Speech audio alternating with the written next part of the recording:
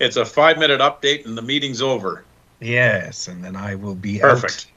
out in the day. I hope it warms up even more. It's gorgeous out there right now. Yeah, we were out to the gym earlier. It was actually quite cold, but that was much earlier in the morning. I wouldn't have a concept of that. Testing. Councillor Carlson, Councillor Parker, Councillor Middleton Hope. We are live now. Just testing to make sure you can still hear us. Thank you, Ryan. We are on board and ready to go. Mr. Thank you. Westerson. Oh, and I see Councillor Schmidt-Rempel online. I'll turn it over to the chair here in a moment. We just want to make sure we could hear us. Thank you.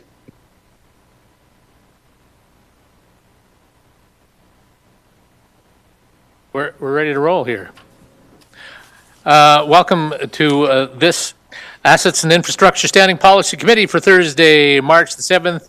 Mr. Chair, could I get a roll call, please? I'll defer the chairmanship to you, but I'll be the clerk. Oh, did I say Mr. Chair? I think you're the chair. I am sitting in a chair. To Councillor Carlson. Present. Councillor Palladino. Present. Councillor Parker. Here. Councillor Campbell. I'm present. I also see Mayor Higgin has joined us online. I believe I see Councillor Schmidt-Rempel is online, and Councillor Middleton Hope is also online. Thank you. Okay. The City of Lethbridge acknowledges that we are gathered on the lands of the Blackfoot people of the Canadian Plains and pays respect to the Blackfoot people past, present, and future while recognizing and respecting their cultural heritage, beliefs, and relationship to the land. City of Lethbridge is also the home to the Métis Nation of Alberta. We'll start with the adoption of the agenda from Councillor Palladino. Be it resolved that the agenda of the regular meeting of the Assets and Infrastructure Standing Policy Committee, March 7th, 2024, be adopted as presented. Councillor Palladino. Any additions? No additions. All right, then I will call for the vote. Question's been called. All in favor? That passes. Consent agenda, be it resolved, this is from Councillor Carlson, that the minutes of Assets and Infrastructure Standing Policy Committee held on February the 1st, 2024 be approved, and the chair and city clerk designate be authorized to sign the same, and further be it resolved that the Assets and Infrastructure Standing Policy Committee receive as information the 2024 0307, that's March the 7th, status of initiatives. Okay, Councillor Carlson. Thank you, Mr. Chair. I trust my colleagues reviewed everything in the consent agenda. Are there any questions? Any questions? I see none. Then I will call for the vote. Questions have been called. All in favor? And that passes. All right, we'll begin with presentations, and we'll ask Mr. Joel Sanchez, Director of Infrastructure Services, to step, or just to go move closer to the mic. Good afternoon, Assets and Infrastructure, SPC. Today I'm here to do a quick or a verbal update on the water conservation efforts that the City of Lethbridge has been working over the last 4 weeks since we did the last update to Assets and Infrastructure. As I mentioned during my last presentation, we still have 3 working groups working on the details that will be presented in April to Assets and Infrastructure and Economic SPC in terms of the water conservation plan and strategy that is being developed. As part of those 3 teams, the first group is working on the water rationing plan. And this is the plan that will be in place in case we need to go to phase 1, 2, 3, or 4 of rationing, and that will depend on the outlook and the forecast that is being prepared by the province. The second group is currently working with different stakeholders across the province, that being Alberta Environment and Parks, several municipalities across the province, regional partners, and at the same time with the irrigation districts. To date, we have had 2 meetings in Calgary with this working group. And part of the work that is being developed is water sharing agreements. And is in case we need to go to the step where there is not enough water on the river to meet the demand of all the stakeholders, there will be a water sharing agreement where the irrigation districts will ensure that the water, they hold the majority of the licenses. Currently, they have approximately 80% of the licenses, they will be able to be shared in order to ensure that water is available for all those that they need this. So these agreements are being done in three separate areas, the first one being north in the province, the central area, and the south region. And each stakeholder has been providing their needs and requirements in order to make sure that we account for those. In addition to that work that is being done with the water sharing agreements, the province has retained a consultant that is doing a modeling of the current situation, and they are actually measuring what are the snowpack levels in different areas across the province, also the reservoirs. And I can tell you today that the provincial outlook has not changed since the last update that I did. Unless we get some substantial moisture and precipitation, the circumstances are dire. And the level in the reservoirs and the snowpack is still below the average for at least the last 10, 15 years. If I do a quick update on these levels, on the mountain runoff forecast for the Milk River Basin is much below the average. Consistently, the same is happening for the Oldman River. Even though this is a seasonal decision making, because this is only happen at the beginning of the season, is something that is being monitored since it will guide some of the operations, early operations. When we look into the snow accumulation, the latest reports that we have are from mid-February, and in the Oldman River Basin is much below the average, ranging from 33% to 76% of normal conditions in previous years. So again, snowpack levels is not as we want them to be. Looking at the long lead precipitation outlooks, the temperature forecast that the province released last week is that it's supposed to be, or is going to be above normal for February through April 2024.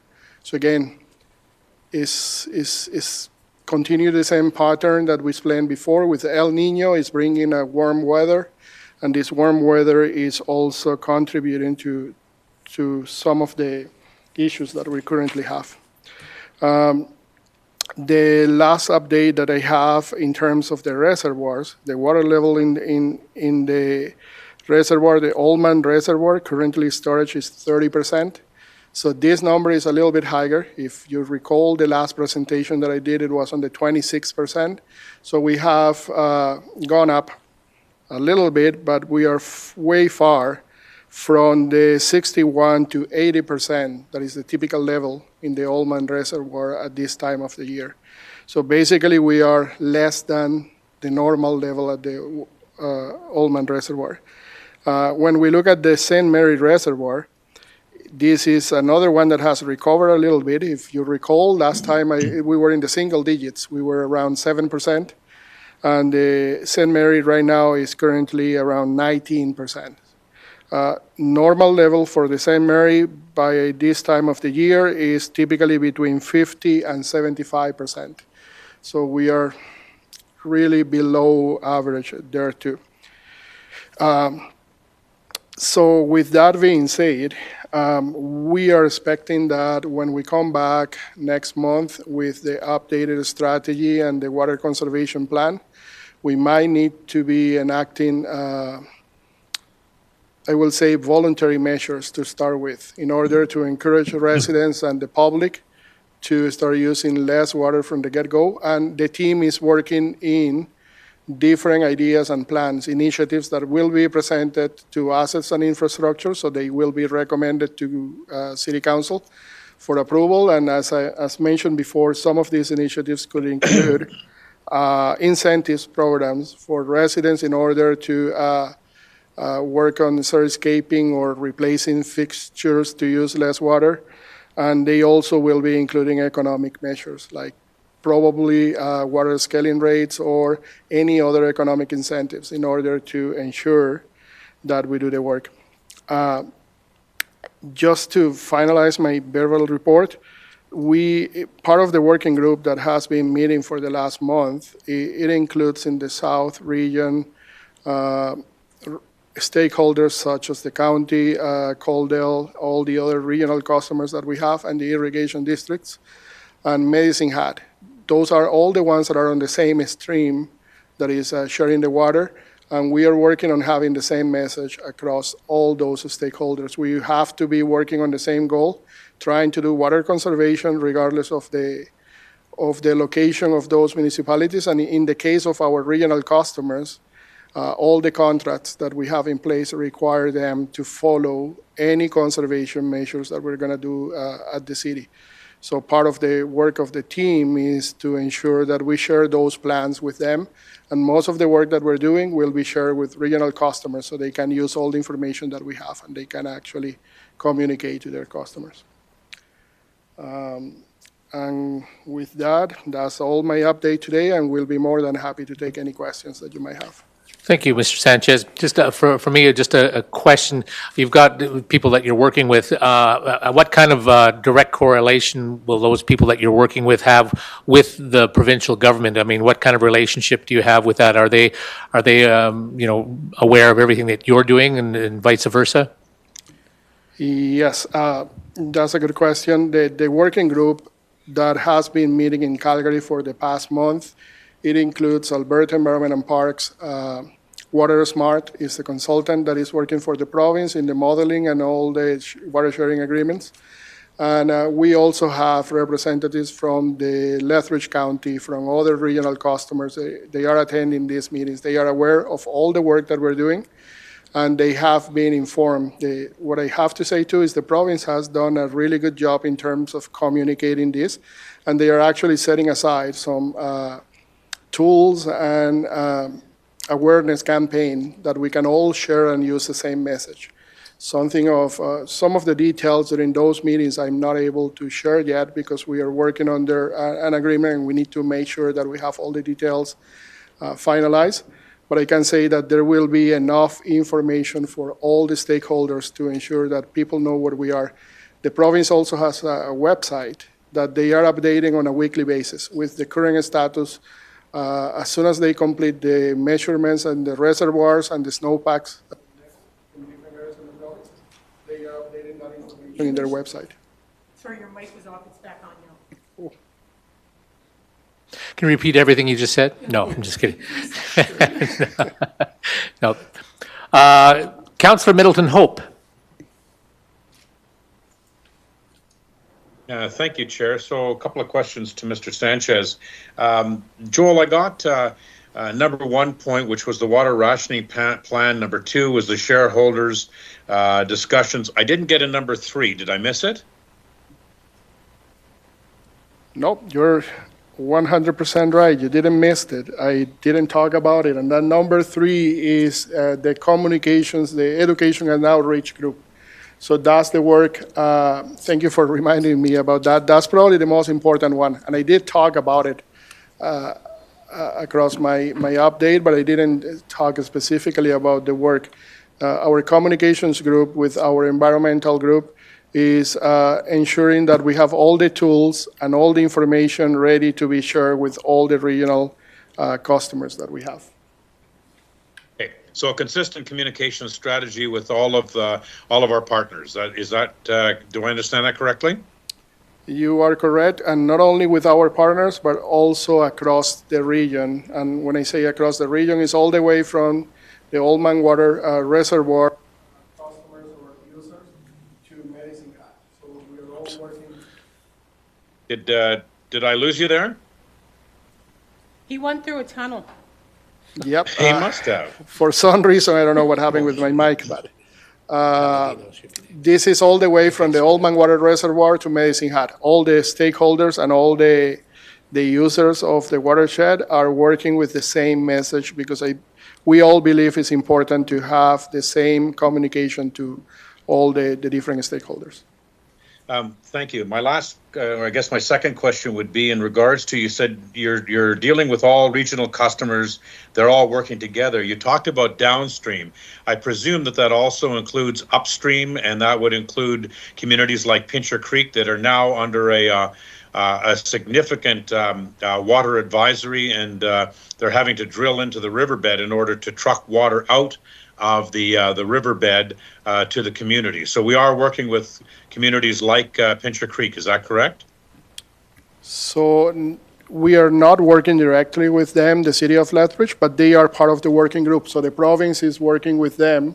And Okay. even in the recent announcement that was done in terms of drought and flooding, and there is some funding available, this will be in place to do a relocation from the intakes.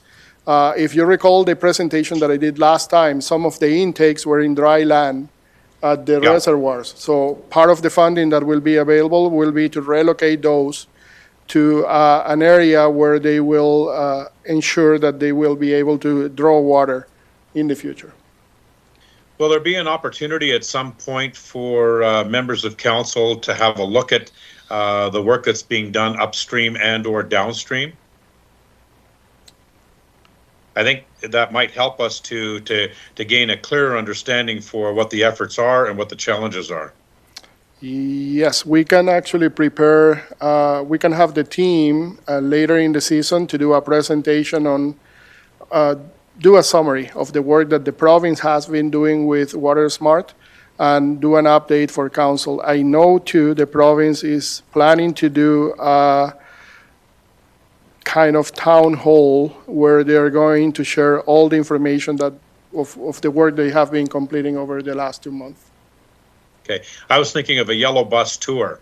I think Belinda would like that. Okay, thanks. Councillor Palladino. Chairman. Quick question. Joel, I thought I heard, last time we discussed the capacity and the numbers, I thought I heard 97% of the water available went to irrigators or irrigation uses. And I thought I heard you this earlier say it was 80%. Yes, when you look at the whole water that is being drawn, 97% or close to 97% is being used by the irrigation district, and the other 3% are used by municipal customers. When I talk about 80% is out of the total capacity. We're not using the 100%, so they're using 87 of the water that is being drawn, but their capability is to go up to 97% based on the license that they hold. Okay. I'd go on that tour, but not on a yellow bus. Councillor Croson.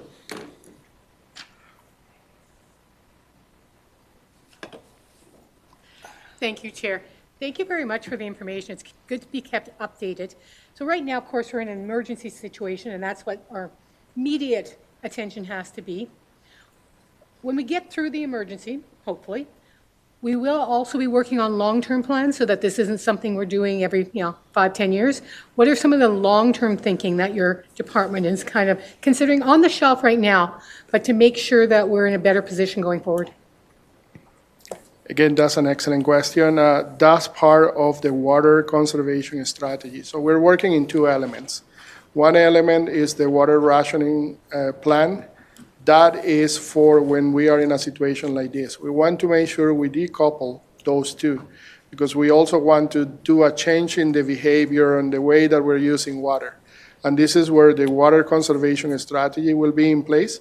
When we come back in April, we're going to come back with that strategy, and that strategy will have goals and target reduction for each one of those goals. If you recall the waste and recycling diversion strategy, we had something similar where we say we want to reduce 10%, 20%, and 30% by this date.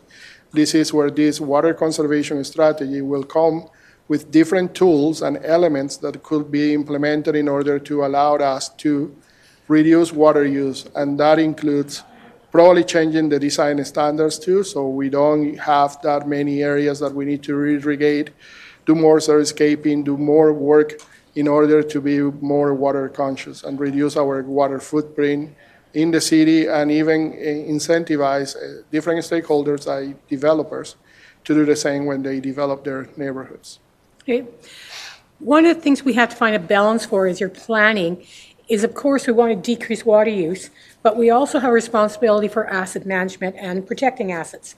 So let's think of boulevards and boulevard trees. I mean, who cares if you don't water the lawn? Lawn comes back. You don't water those trees, we can lose thousands of dollars worth of trees, if not more. So how is your department looking at trying to find that balance between, we've got to cut water, but we also have assets that we need to maintain? And again, that will depend. Some of the work that will be presented include today, we want to ensure that we measure all the water use that we have in the city. Currently, some of the parks, they have unmetered connection. And we're going to be presented that we want to measure because we cannot manage what we don't know. So that's number one. When it comes to boulevards and trees on those ones, there has to be a pattern in terms of future change. What we have today, we need to maintain, and we need to ensure that that is happening. But there could be measures where probably, as those trees needs to be life cycle, we life cycle them with a different type of tree that use less water, or just get rid of the shrubs and only have trees, then reduce the amount of water we're using. So that's part of the work that Mrs. Parker is working with her team in order to embed that into the design standards, but also to see every time we need to do life cycles of those trees and shrubs, if we can change the way they are doing today. It will be a big of a change for the community though, because we have a high level of service when it comes to that end, but it's something that I believe we need to start thinking of, because the reality is that we're going to be facing more droughts. We're going to be in this condition more than what we want to have, and we need to start doing something right away. And when we're looking at the boulevard trees, we have been blessed that it is our residents who are keeping those trees alive because they're watering the boulevards and maintaining them. Have we given any thought to, because that is an expectation, have we given any thought to how we might maintain the boulevards differently? I mean, I always go back to, can we just plant potatoes in the boulevards? And then at least you're going to eat something that you're watering instead of just maintaining the grass and the trees. Like, have we given any thought, because some of that would actually be bylaw changes, or have we given even thought to that? Maybe not for the emergency, but for long term? Not yet, but that's something definitely that is in the plan to look for and see how we can change that behavior and change the format that we have. I just want to bring back the main component here is how do we engage with residents, because there is an expectation, and when people buy the lots or buy their houses, they go by what they have. So we will need to do a really good job in terms of communicating and making sure we get that feedback, and then we can bring those changes as we move forward. Thank you. I know I focus a lot on boulevards, but kind of as a bigger issue. When we're looking at something like this, I don't want to just put it on the residents, like the city has to take some as well. So you suggested in some of what you said, but we're looking also at our own internal operations, how we can be a better partner in this? Absolutely. So the approach we're going to be taking with this that is coming in April is we're going to split the water conservation strategy into the residential and the ICI. Again, we're going to mimic a little bit what we did with the waste. The ICI will be the institutions, the commercial and the industrial. And we as a city, we need to lead by example, no different than what we try to do with the waste diversion strategy. So we're going to be looking at all our operations from City Hall to public-facing facilities. And the first step that the team is currently working is creating the baseline. So we're going to pick a baseline year where we know what the consumption is, and we're going to apply the same rates, could be 10%, 20% at the end of the day, in order to incentivize water reduction within city facilities. And we will be working with the stakeholders, like the chamber and other different stakeholders, BRSAT, downtown, and the industry sector, to see how we can help them to think about being water smart and what can they do on their end in order to reduce their water footprint as well. Perfect. Thank you, Mr. Sanchez. Thank you, Chair. Do we have any other questions for Mr. Sanchez? I see none. Are there any members of the public that want to ask or be a part of this? I see none. Okay. All right, then we have from Councillor Parker, be it resolved that the Assets and Infrastructure Standing Policy Committee receives the Water Conservation Update verbal as information. Councillor Parker.